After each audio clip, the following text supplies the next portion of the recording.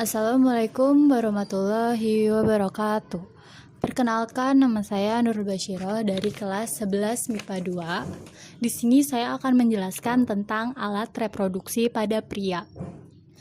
Jadi, fungsi dari alat reproduksi pria sendiri adalah untuk menghasilkan, menyimpan, dan menyalurkan sel sperma atau sperma.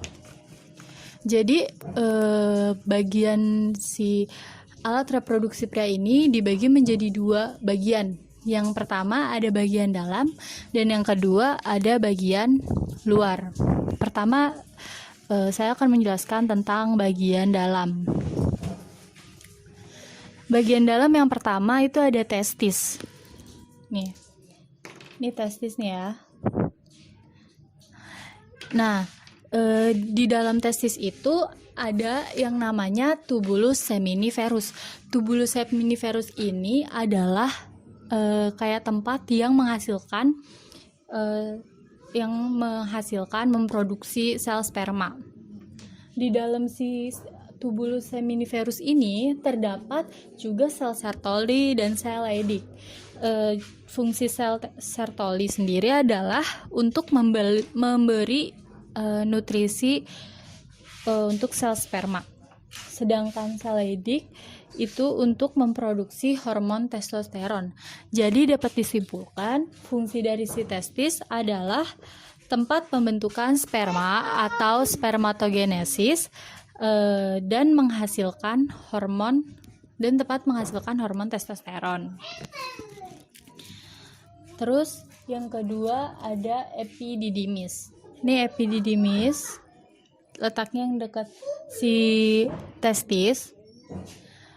Epididymis ini merupakan saluran berkelok-kelok yang keluar dari testis. Fungsinya sendiri adalah untuk tempat penyimpanan sementara sperma dan tempat pematangan sperma.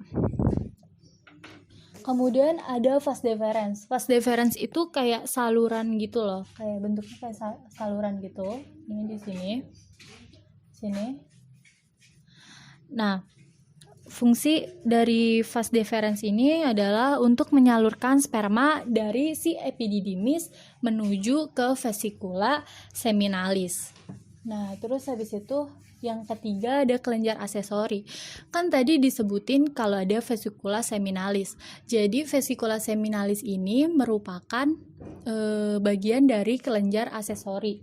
Kelenjar aksesori itu nih ada 3. Yang pertama ada vesikula seminalis, terus ada kelenjar prostat, sama ada kelenjar Cowper. Pertama adalah vesikula seminalis. Vesikula seminalis ini jumlahnya sepasang. Terus dia ini fungsinya untuk menghasilkan getah yang berisi nutrisi seperti fruktosa. Terus ada kelenjar prostat. Kelenjar prostat itu di sini letaknya. Nih. Kelenjar prostat itu menghasilkan getah yang mengandung asam fosfolipid. Fungsi dari asam fosfolipid yaitu untuk menetralisir sperma dari kandungan asam pada vagina atau bekas urin yang menempel pada uretra. Kan sperma sama urin itu salurannya kan satu saluran nih di sini. Jadi agar si sperma itu bisa tetap hidup sampai ke vagina, dia itu dibantu oleh si kelenjar prostat ini gitu. Jadi fungsi dari kelenjar prostat sendiri intinya adalah untuk keberlangsungan hidup dari sperma. Nah, yang ketiga ada kelenjar Cowper. Nih. Kelenjar Cowper itu berfungsi sebagai pelumas untuk memudahkan pergerakan sperma. Nah, terus yang terakhir itu ada yang namanya saluran ejakulasi. Saluran ejakulasi itu apa sih? Saluran ejakulasi itu adalah tempat penyimpanan sperma sementara sebelum diejakulasikan atau dikeluarkan melalui si ureter ini. Jadi kan tadi ada bagian dalam ya. Sekarang kita ke bagian luar. Bagian luar ini merupakan bagian yang terlihat oleh mata kita. Maksudnya kayak terlihat langsung gitu loh. Bagian luar ini terbagi menjadi dua. Yang pertama ada penis, yang kedua ada skrotum. Saya akan menjelaskan yang pertama itu penis. Jadi penis ini adalah alat reproduksi yang berbentuk lonjong serta di ujungnya itu terdapat kulup. Nah, si kulup inilah yang pada saat pria nanti dewasa itu bakalan disunat, dipotong gitu. Pada saat disunat itu bakal dipotong. Fungsinya si kulup sendiri itu untuk melindungi si kepala penis. Terus di dalam penis itu terdapat dua korpus. Yang pertama itu ada korpus cavernosum. Jadi korpus cavernosum ini di dalamnya banyak mengandung saraf yang berfungsi saat menerima rangsangan.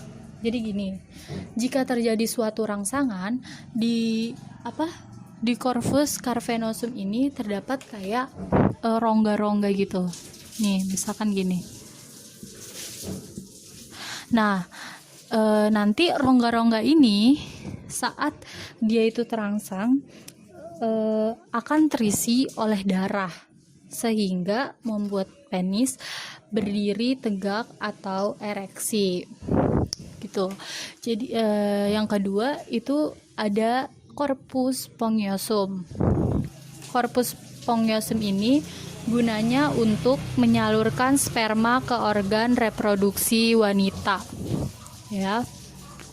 Terus selanjutnya ada skrotum. Jadi skrotum itu merupakan kulit terluar yang membungkus testis. Testis itu kan ada dua dan itu dibungkus oleh skrotum ini. Skrotum juga mempunyai dua otot. Yang pertama ada otot dortos, yang kedua ada otot kremaster. Nah, yang pertama otot dortos ya. Otot dortos itu merupakan otot polos yang berfungsi untuk mengendurkan dan mengencangkan si skrotum. Jadi kalau misalkan keadaan suhu itu sedang panas nih, si skrotum itu akan kendur. Sedangkan kalau suhu ini dingin, si skrotum itu akan naik gitu loh. Itu fungsinya agar si testis ini suhunya tetap hangat gitu. Nah, yang kedua ada otot kremaster.